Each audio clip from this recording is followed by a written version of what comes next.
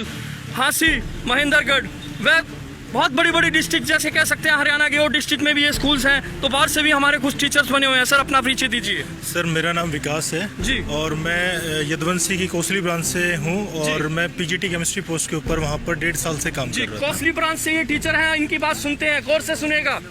Sir Kosli branch के अंदर 20 जुलाई को एक मीटिंग हुई थी जी। तो वहाँ पर जो थे 20 टीचर नहीं आ पाए थे जी।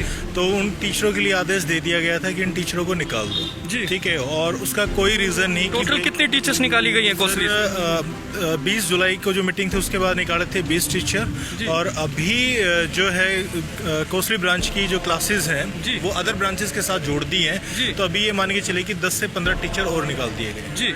टोटल कितनी टीचर्स निकाल सर करीबन ये मान के चलिए 35 के आसपास। देखिए एक बहुत बड़ी खबर निकल के आ रही है कि 35 के टीचर्स तो करीबन 35 टीचर्स जो है कोसली यूनिवर्सिटी ब्रांच से निकाल दी गई है बिना कोई नोटिस के, बिना कोई रीजन के। ऐसा ही है जी बिल्कुल सर। जी, ये इनका कहना है कि बिना कोई नोटिस के, बिना कोई रीजन के टोटल 35 टीचर्स को कह सकते हैं बर्खास्त कर दिया गया है। ये तानाशाही का दूसरा रूप है दोस्तों। मैं और आगे आपको परिचय कराऊंगा। सर आप परिचय दे पाएंगे इस पे?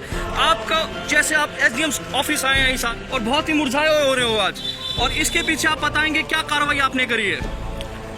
कार्रवाई तो ये की है, हमने एप्लीकेशन लिख दी है एसडीएम ऑफिस में भी और हमने पीएम ग्रीवियंस में भी डाल दी है अपनी एप्लीकेशन जी। और इसके बाद सीएम विंडो पर लगा। आप कहाँ कोसली से हैं? आप भी? मैं यदुवंशी नारनौल ब्रांच से। देखिए एक और ब्रांच के भी यहाँ पे शिक्षक है, नारनौल ब्रांच से हैं, कोसली से हैं, हांसी से हैं और नारनौल से। चलिए हम इनसे और आगे बात करते हैं। कोरोना काल में तो इन लोगों ने जो ये सब चीज़ें की हैं ही हैं, इससे पहले भी ये गर्मी की छुट्टियों में भी जो होती है जून की, वो भी सैलरी नहीं देते हैं जी। वो भी कोई टीचर किसी मनमर्जी से सैलरी दी, मनमर्जी से नहीं दी जी।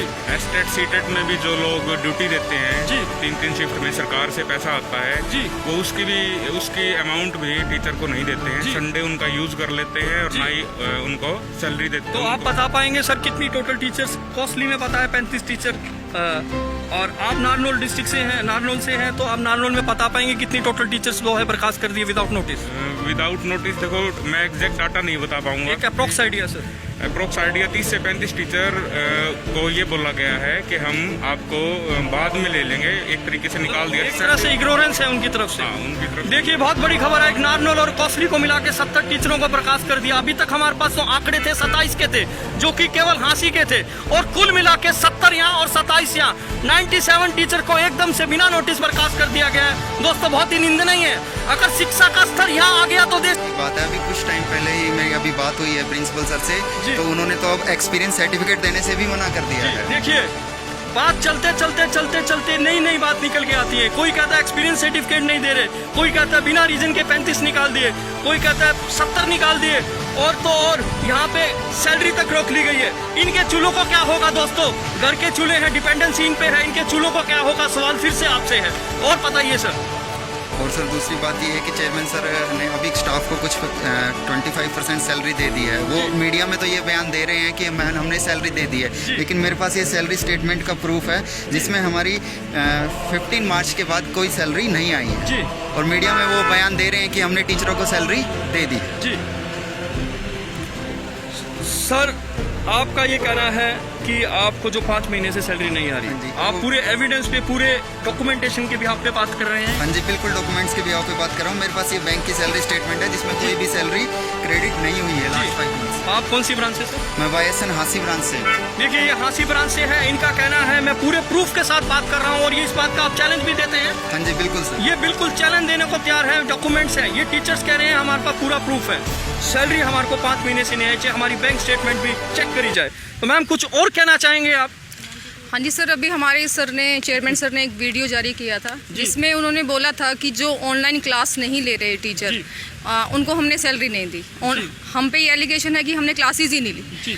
इसके अलावा हमारे पास टाइम टेबल है, ये रहा सर, जिसमें सभी लोगों के हमारे नाम भी दिए हुए हैं, पूरा टाइम टेबल है, और हमने उसके अकॉर्डिंग अपनी क्लासेस भी ली हैं, जिसका रिकॉर्ड हमारे पास है जो हम आपको शो कर सकते हैं।